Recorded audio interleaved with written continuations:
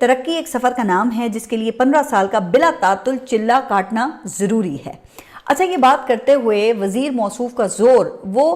تسلسل پر تھا جو کم از کم 3 حکومتوں کے ادوار کے برابر ہو، لہٰذا پھر انہوں نے ایک ایسے ہی امکان کی بات بھی کی۔ کہا کہ ریاست کے تمام ستون ملک کے استحکام کو مقدم رکھنے پر متفق ہیں، اس لیے میں پوری امید رکھتا ہوں کہ ہم یہ اصلاحات کرنے میں کامیاب ہو جائیں گے۔ تو اب لگتا ہے کہ احسن اقبال مزید 15 سال کی واردات کا چلہ کاٹنے کی خواہش رکھتے ہیں، لیکن جناب مسئلہ یہ ہے نا کہ خواہشات کا گھر وہ ہوا میں ہوتا ہے جبکہ امکانات زمینی حقائق پر بنتے اور بگڑتے ہیں۔ شاید یہی وجہ ہے کہ پھر وزیر منصوبہ بندی کو یہ تجویز دینی پڑی کہ وزیر اعظم اصلاحات پروگرام کی اونرشپ لیں اور ڈرائیونگ سیٹ پر بیٹھیں،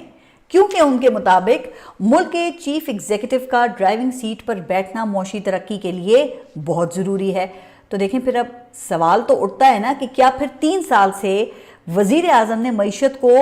کیا یہ آٹو ڈرائیو پر لگایا ہوا تھا یا ملک کے وسیع تر مفاد میں ڈرائیونگ سیٹ چھوڑ کر خود کنڈکٹر کی سیٹ انہوں نے پکڑ لی تھی، جس کے ذمہ احسن اقبال اور ڈاکٹر خالد مقبول صدیقی جیسی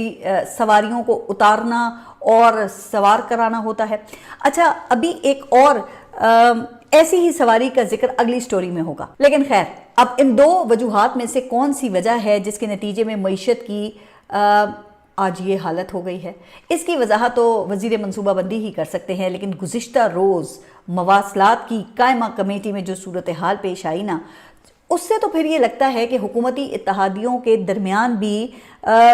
جوتوں میں دال ہی بٹ رہی ہے۔